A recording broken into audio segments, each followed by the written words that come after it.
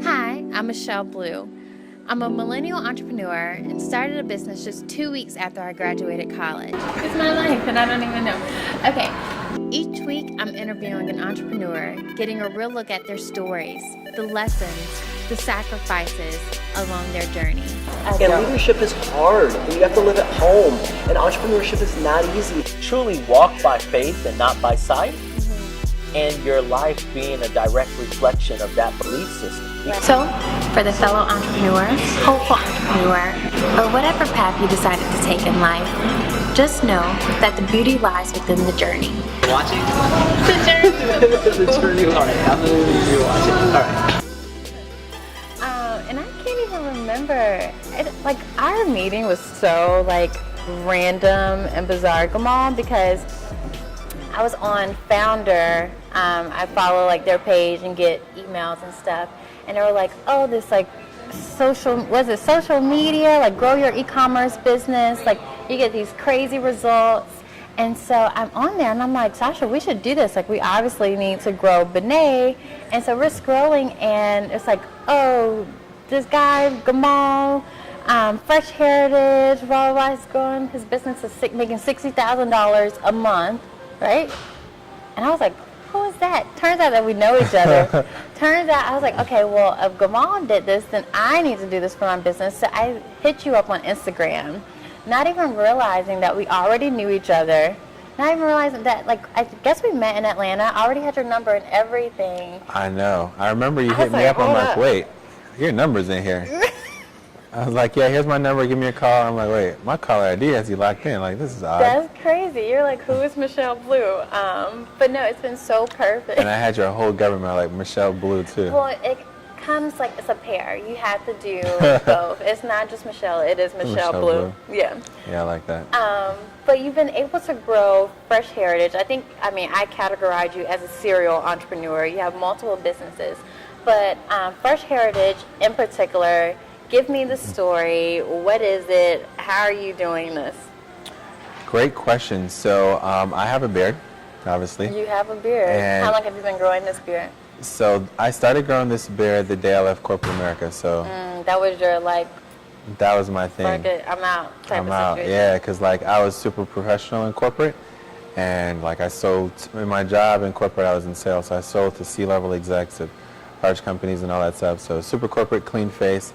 When I left, this was part of me woosah, I'm a new person now, right? Yeah. When women cut their hair or whatever, this is my thing. I'm gonna grow my beard. So I haven't cut my beard since I left corporate America. I've trimmed it, kept it at certain heights, but I've never had a clean face since I left corporate. So, but in growing out my hair, I realized I wasn't confident in how I looked. So I'm cognitive of how I look, how I carry myself. I like being perceived decently, and my beard is jacked up. I know sometimes you get the splotches or splotches and all that. It can be a rough time for men. Yeah, it's horrible. You remember when women or men, anybody really grew out their hair and you wanted to grow beards, you go through that ugly phase? Yeah. Beards definitely have an ugly phase. Ugh. Yeah, so it sucks. But the thing is with hair, people already know that. Oh, you're growing out your hair, you're going through the ugly phase. With beards, it's kind of nah, bro. Yeah. There's no ugly face with beards. So I was going through that, and I started using female products to groom myself, because a large majority of the beard care products out there are for everyone, and they have high alcohol content, a lot of different things that are bad for black people here. So that stuff dries your hair out. So women, I recognized years ago, a lot of companies came to the market to provide high quality products for natural women. So I started using their stuff. Right. And I ran into a buddy in Target one day, and I had all these pink bottles in my hand. I was reading up on supplies, and I felt embarrassed. For a slight second, I had to explain what the hell I'm doing with he's pink stuff. Why do you have Shea Moisture Women's or this Jessie's for curls? What's going on with this curl kit? This curl souffle? What's going on here? So I felt I was buying tampons or something. I just ran up on my homie. I was embarrassing, abort. Right. But then I'm yo, what are you doing down here? And I realized that in that moment, I realized we both had the same problem. So the entrepreneurial bug in me just clicked. I'm okay, this is an issue.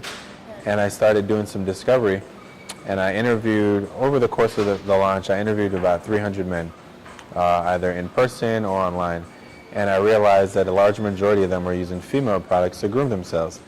majority of them at least had one Shea Moisture, Miss Jessie, whatever. I'm like, all right, entrepreneurial bug is like really starting to tick. But I didn't know what to do with it because I knew nothing about product development. I only knew about marketing, bringing products to life, Right. and But scaling. you just saw there was a problem here. I saw there was a problem. Yeah. So fast forward, I got out of a tech accelerator, and my brothers and I, my name originates from North Africa. So I wanted to go back and spend some time trying to like learn about our heritage. So on that trip to North Africa, we discovered some grooming traditions they use for hundreds of years. And that's actually what inspired us to start the company. So that's why there's the heritage component. There it goes. In the yeah, so it's like a fresh look on our heritage in grooming. So we took that product back, started using it in my hair. I bought a lot, kept in touch with. So over there, their pharmacies are really like homeopathic folks. They grow stuff from the ground, grind stuff, and so we kept in touch with the pharmacy because they said they could import some of their ingredients. And we tried it. My beard started flourishing, and I felt a lot more confident. It was growing fuller, thicker. Patches started to disappear. My hair was a lot more manageable, softer. And so the idea grew. The idea kind of came to life. I recognized that men had an issue, and that there was no like household. There's no Shea Moisture for black men, right? And so there's a lot of people getting into the space. So our aspiration is to become a household name for black grooming. And so we started with beard care because there was a problem I had, and it was easily identifiable. Men with beards typically have like more attention to like their grooming regimen, so it's easy to launch that way. But our aspirations is to go and do all forms of skin care, hair care, and just be like a full-on like grooming and professional care line. Okay, so, I have a physical product, and so I know how difficult that is when you're trying to buy inventory and actually launch. And people always ask me, well, where did you get the money? And for you, what was the capital that you initially started with to build and to launch Fresh Heritage? Great question. So I did personally put some money in, but I'll take a little step back and explain a little bit better. Physical product businesses are very expensive to get into if done wrong. So I merged a couple of different principles together. And I also encourage people not to start with a physical products business and to start with a service-based business, because you can get started with your laptop and your phone, start generating some income. Fortunately, I've had some successes in the past and I had some capital, but I learned from my experience at a tech accelerator that you don't need to spend your own money if you don't need to. So the same people I interviewed that I went out and said, hey, I'm thinking about working on something that could be meaningful to you. I hear that you need these things and you can't find it. If I go on this journey to do this for you, it's going to Because you did the customer discovery. Because I did the customer discovery with a couple hundred people. And so I knew exactly what they needed. They told me. And so I'm like, all right, it's going to require extensive time and resources. Can you help me bring this product to life? And they were like, yeah, what do you need? I'm like, all right, well, pre-order. Give me some money up front so I can start getting the ball rolling. That'll let me know that you're serious. I love what you said before. You was like, help me so I can help you. And that's what it's about, right? And so that's essentially what business is. The businesses who take off the most and the fastest recognize that they're solving a problem for someone, and it's not about money. And they're not. It's actually not. I don't even think I'm like. Technically, I don't really categorize myself as selling a product. I'm helping men with beards live better lives and look better daily, and I'm doing that through the form of my physical product. Right. So that's my outlook when I talk to my customers. So, and they know that. So especially early on, I'm like, hey, I want to help you look and feel better daily. I have a product that can do that, but I need your help for me to bring this to life. I love the shift in messaging there, because again, it's not like I'm selling, buy. It's like I'm creating this to help you to improve, like you said, improve your life, improve your experience. And this is something, I'm solving a problem that you have. So I think that's something we can all challenge ourselves in our businesses. How do we position it as I'm here as an aid and not here for you to, pick this up and put it in your cart type of situation? Absolutely, because in the physical product space, there's not a whole lot of differentiation. It's not like you have some crazy like algorithm or something like that, right? It's more so about brand, purpose, and story. That's really like your own, that's your only intellectual property as a brand. So just like that subtle shift in messaging and letting your audience, giving reasons for your audience not to go spend somewhere else, like them buying into your story, them buying into your purpose, them buying into the fact that, you know, you're here for them. That's what really sets brands apart in the physical product space. Right. Okay, so you launched the crowdfunding. How much money did you get from that? Not a whole lot. We pre-sold maybe like 50 to 100 orders, but it was enough to let me know that from my small list, it was enough to let me know that there's opportunity here. Okay. So then what I did was I bought the first 1,000 bottles and got the site up and all that. Like that proof allowed me to like invest in it and like take off. And then we ran through that, and I'm like, all right, well, we need to buy a lot more. We need to be buying like 10,000 at a time. 5,000 to 10,000 bottles at a time. Yes. Yeah. And so I'm like, all right, let me reach out to people who I have known in the past, who I've done work with, advisors, mentors, things like that.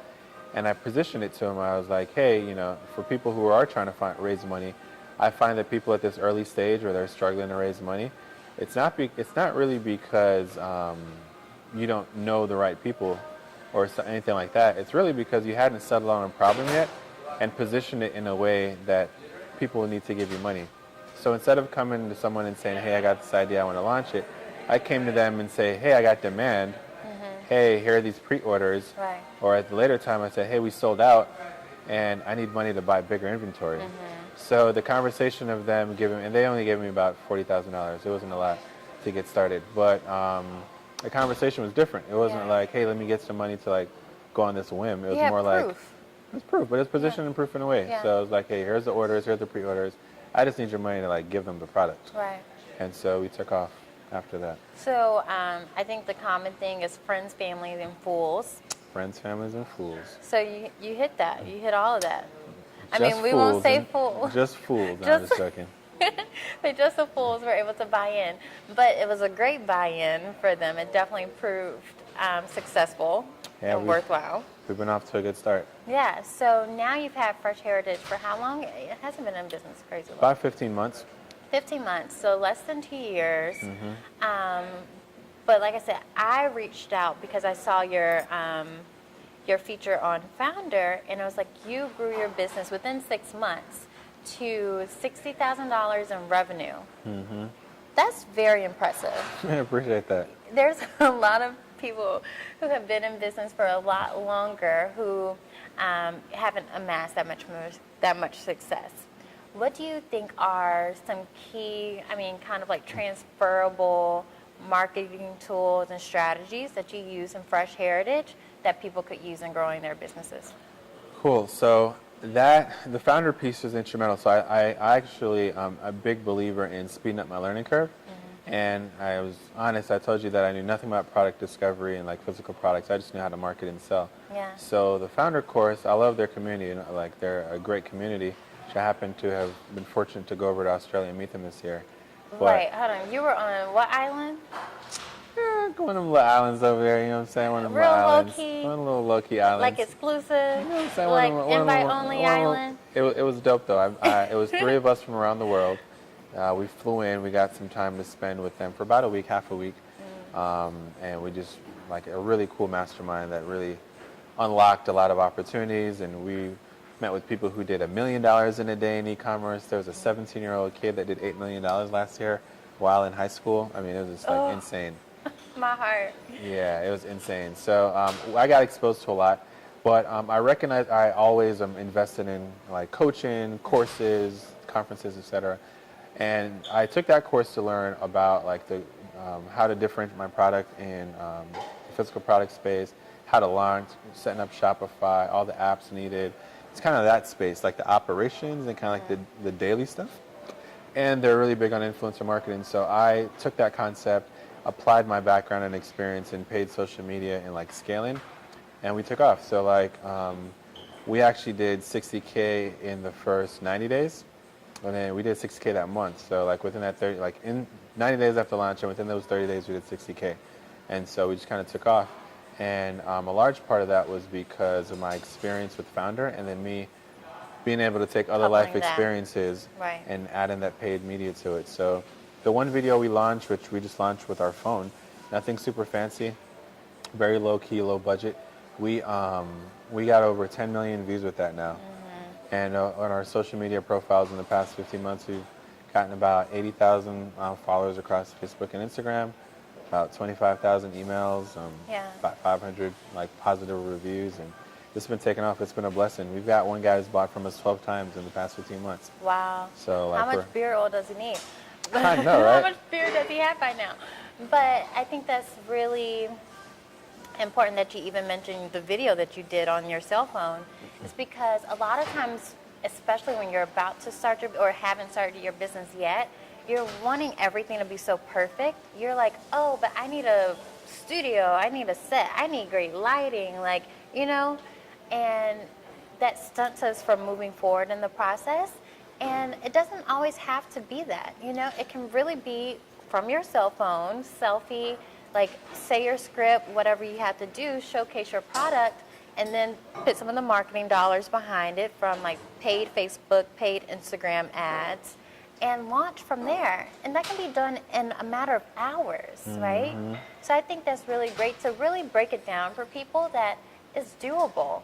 It's really doable. I find that the more experienced entrepreneurs, comparing them to the newer entrepreneurs, the seasoned entrepreneurs know what to focus on early on. Newer entrepreneurs are focusing on the wrong things earlier on. Like pretty business cards? Pretty business cards, super cool website. Yeah, that was me for a minute, for sure. All that stuff. Multiple products, like especially in e-commerce. So a lot of the advice I got were from people, and I got a lot of advice from people starting off. Don't do it. You can't only come out with one product, a bunch of stuff. But you got to take into perspective who's giving you the advice, right? And so a lot of people were telling me I need to come out with like a whole suite of products. I'm like, no way. Because I knew that I didn't know anything about developing products, and that I was relying on a lot of help from the folks back in North Africa and finding a local manufacturing partner to help bring that product to life. And I'm like, you know what? I want to be known for doing one thing really well. That's why one person would buy this thing 12 times in a little over a year, because you become known for one great thing. And so now when you introduce product number 2, Right. product number 3, the people who brought product number 1 know you for bringing high quality stuff to market. Perfecting that. And the first product went through 4 iterations, so it wasn't perfect at front, right? There's like a really cool thing I look at for launch, and it says, if you're not completely embarrassed by the first version of your product, you started too late. Yeah, we talked about that Right. too, yeah. Just get it out there. Let the customers tell you what needs to happen and iterate along the way.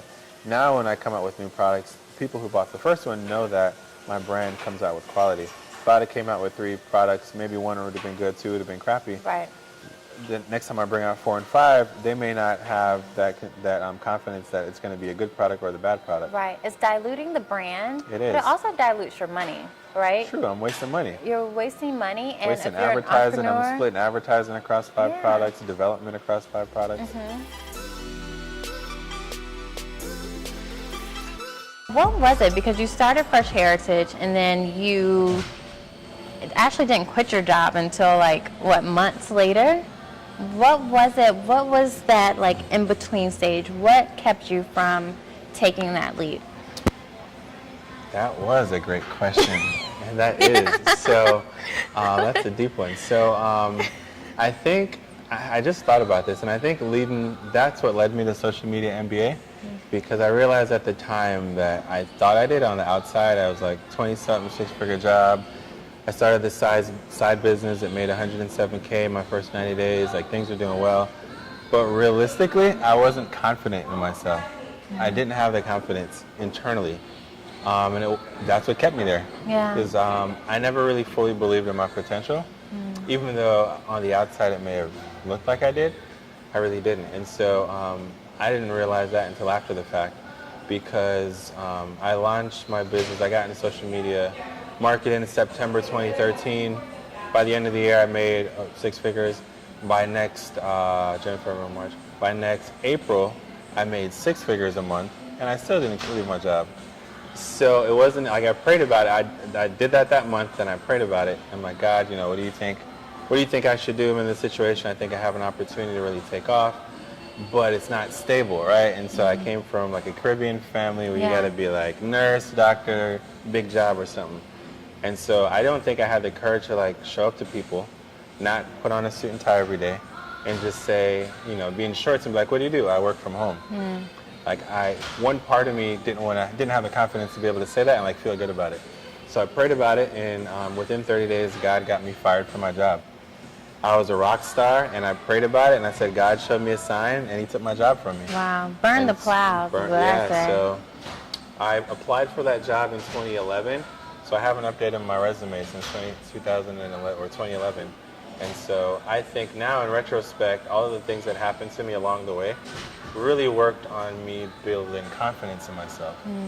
Because I worked on another deal where I raised about $10 million to buy a company. Right. Because again, I didn't want to do internet marketing. It wasn't a real job. I wanted to buy like a physical brick and mortar thing. Moved out all the missing pieces, raised all the money from investors, senior debt equity, raised millions of dollars, did all the work, got to the end, the deal fell apart. Oh, wow. I was left with $240K in like debt that I was responsible for repaying. And I was screwed. I was going through a period of depression. And I'm like, I thought I was being led by God. Like, why did I do this? In retrospect, now I know I got over that. And now I know now I think I can take on the world. Right? And so like, what's the worst that can happen now? I'm in the whole six figures. Been there, done that. Like, I got this. So I think all the things along the way helped me prepare to like who I am now. Like, I'm really confident. Not in like a cocky way. I just know like I'm being led. Yeah. And like, so now I have no fear of like trying things. And so the other piece of why I now create Social Media MBA is because in retrospect, I realized that I was that person. So now I think I want to put these tools in place to be able to inspire and help up-and-coming entrepreneurs who want to launch an idea but are afraid. They may look confident on the outside, but in the reality why they're not starting is because they're afraid. I want to give them like a proven methodology that I've used time and time again to launch companies successfully. So thanks for asking me that. I just realized that's why I'm here today. All of these things along the way like led me here. Thank you. So I thanks for appreciate you, Sean. You sharing, Gamal. Thanks for asking. I don't have a beard. Joshua doesn't have a beard, but we'll have to get some. And you have the vitamins too, now. Yeah, so we'll be coming out with some additional products for them. So we're coming out with the wash and conditioner and some additional. We're getting into skincare for men who shave and stuff. So hang tight. We'll have some stuff for him and anyone else in your life. Okay. No, I always close out Gamal because I'm like, rap is like what motivates me and kind of what gets me going in this life. Give me one song lyric. It can be anything, trap, country, trill, that kind of like gets you in the headspace of like, oh, I got this. Be small. Man. So I love old school Jay-Z and actually like older Drake too, like earlier on. So I'm always listening to Reasonable Doubt. And so like what gets me, because at one point I was considering going back to MBA school. Had an opportunity to go to a pretty decent MBA program. And I was talking to my mentors about it who went to like Harvard and a bunch of good schools. And he was like, you know what? I don't think you need Harvard. I think you could just like go make it happen. And so like my favorite Jay-Z lyric is just like, never went to Harvard. Yeah. You know what I'm saying? So like I just love that. You have to finish the lyric. Oh, true. Far from a Harvard student, just had the balls to do it. Just had the balls to do it. I posted that on the Journey with Blue before. Oh, yeah? Yeah. Yeah. So I love that. It just gives me the confidence. I'm like, yo, all that other stuff, I'm going to learn in the streets. I'm going to learn in the Hard Knocks University, and I'm going to just make it happen. So that's been my journey, just kind of going against the grain a little bit, just like jumping out the plane, figuring out the parachute on the way down, and just making it happen. I respect it. Appreciate that. Thank you, Gamal. So enjoyed it. Thank you for having me. You're welcome. I hope you were inspired by this conversation on The Journey with Blue. Join me on Facebook and Instagram and subscribe on YouTube to continue the encouragement. And remember that whatever road you decide to take, the beauty lies within the journey. Until next time, Blue.